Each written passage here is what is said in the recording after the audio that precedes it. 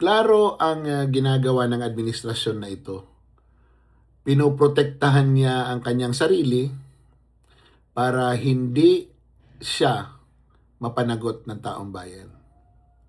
Yung pagdakip kay General Pukis, yung pagkaso sa kanya ay isang halimbawa kung gaano ka-protective, kung gaano nagbabantay yung mga taong nakapalibot kay Marcos na nakikinabang sa kanya.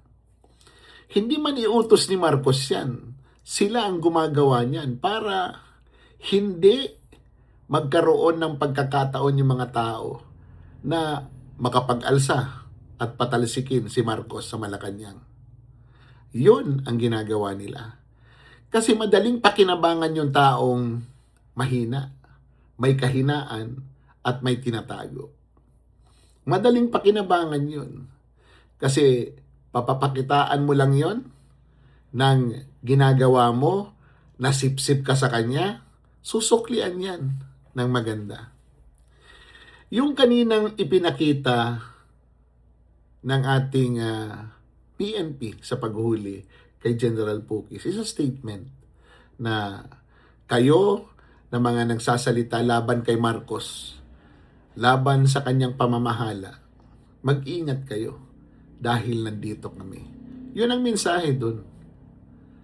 Yun ang mensahe. It is a warning to everyone, including me, na huwag kayong magsasalita na makakapukaw kayo ng damdamin ng higit na nakakarami para mag-aklas at mag-alsa laban kay Marcos.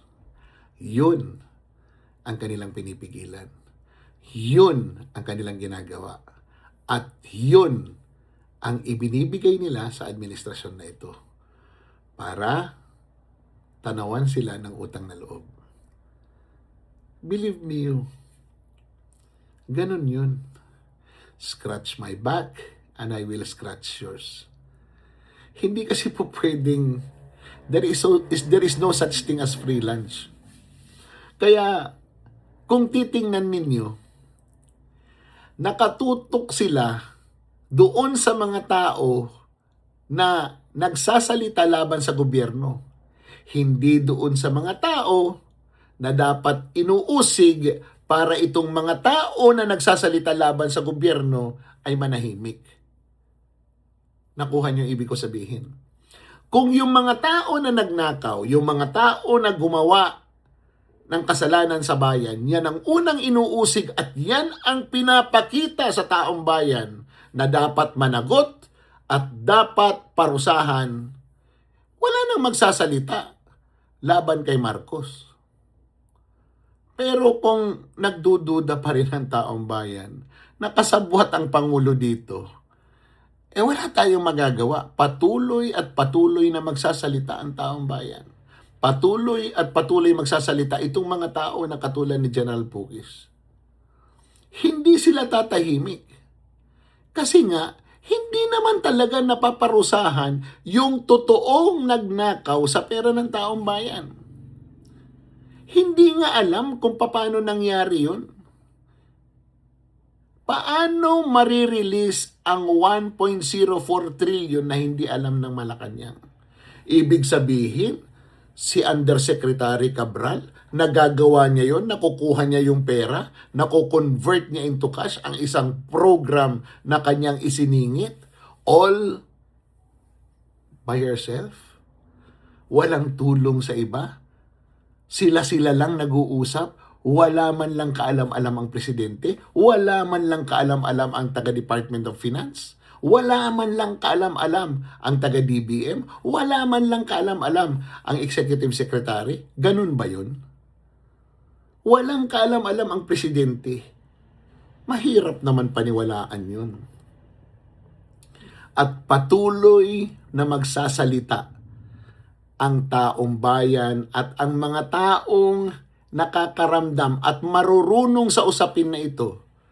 Dahil nga, imbis na unahin na i-prosecute, kasuhan, imbestigahan, hulihin yung mga tao na alam naman na ng taong bayan ang konklusyon na sila talaga ang pasimuno ng pagnanakaw, hindi naman inuusig. Bagkus ang inuusig yung mga nagsasalita na sana usigin itong mga tao na nagnakaw sa ating bansa. Kung unahin ipakulong yung mga tao na malalapit kay Marcos, kahit hindi na muna siya isama, kung talagang sinasabi niya na wala,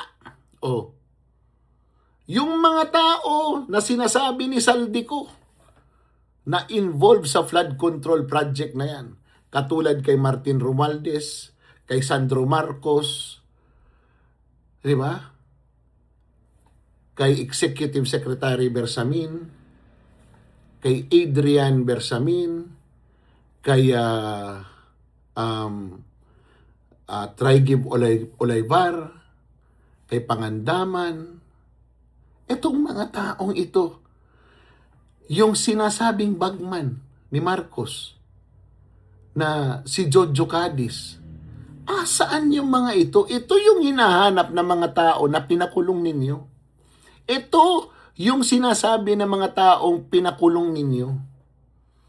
Ito yung sinasabi ng mga taong ipapakulong pa ninyo. Uunahin yung ipakulong yung mga taong nagsasalita para sa taong bayan na naghihirap na, kaysa sa sabihin nyo sa taong bayan, itong mga na ito nagnakaw. Ngayon, ikukulong natin ito. Ano pa ang rason namin para magsalita? Ano pa ang rason ni General Pugis para magsalita? Diba? At isa pa, kung magpa-drug test ka kaya, Mr. President, magpa-hair follicle test ka, once and for all, to get all doubts that the President is not being led by a drug addict. Siguro titigil magsalita yung mga yan. Di ba? Kung malaman na negative ka, and your wife is also negative, and Sandro Marcos is also negative, siguro, wala nang magsasalita. Wala nang magdududa tungkol sa pagiging addict ninyo. Habang hindi nyo ginagawa yan, nagdududa ang karamihan ng taong bayan na kaya nagkakawindang-windang ang bayan natin dahil nga adik ang namamahala, bangag ang namamahala. Kahit anong tago mo, kahit anong evade mo, kahit ano yung gawin yung pagtatabon sa isyu, hindi nyo matatabunan yan. Bakit? Kasi physically nakikita. Historically meron. At higit sa lahat, ate mo ang nagsalita. Diba? The only way to clear your name on the issue of drug addiction is for you to take the hair follicle test, including your wife, who, hindi pa namin nakakalimutan, went to Beverly Hills, tapos may namatay ng overdose na kasama niya, na ang asawa ng namatay ay kanyang personal secretary. What do you expect from these people who are intelligent katulad ni General Pugis? Hindi mo na kailangan maggawa ng complex mathematical equation. 1 plus 1 lang equals 2 na kaagad. And that is why it is very important, Mr. President, na yung pagkatao mo ngayon, you as a person ngayon, ay hindi ginagamit dahil sa kahinaan mo. Dahil sa kahinaan mo dyan sa drug addiction na yan. Dahil sa kahinaan mo sa pera, pinapakinabangan ka ng mga taong nakapalibot sa iyo, at nung mga nakapalibot sa iyo, yun ang nagdidesisyon kung ano ang gagawin para maprotektahan ka kasi nakikinabang sila.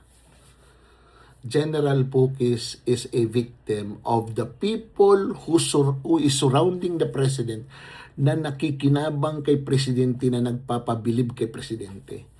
He is a victim of that group, sa tingin ko. It is not actually the President say, ipakulong nyo yan. Sa tingin ko hindi. It is a concerted effort of the people who is within the circle of the President, na nakikinabang sa kanya, na nagsasabing, ipakulong natin yan para meron tayong halimbawa, para hindi tayo mamroblema na palaging sinasabing bangag, nasabing magnanakaw ang Pangulo at mag-resign ang Pangulo. Yun. Classmates, dito sa social media, I am just an ordinary person just like you. Ang lamang ko lang siguro is that I can articulate and I can speak my mind out. And this opinion of mine, to me, is very near to the truth. Kasi sa tingin ko, yung mga tao na nakapalibot kay Marcos na nakikinabang sa kanya will be our real enemy. Because they will protect Marcos kahit na sa papanong paraan, wag lang siyang maibaba dahil sa pakinabang. O paano? Kita-kita tayo ulit sa susunod na vlog ni Madarahog TV. Good day, everyone.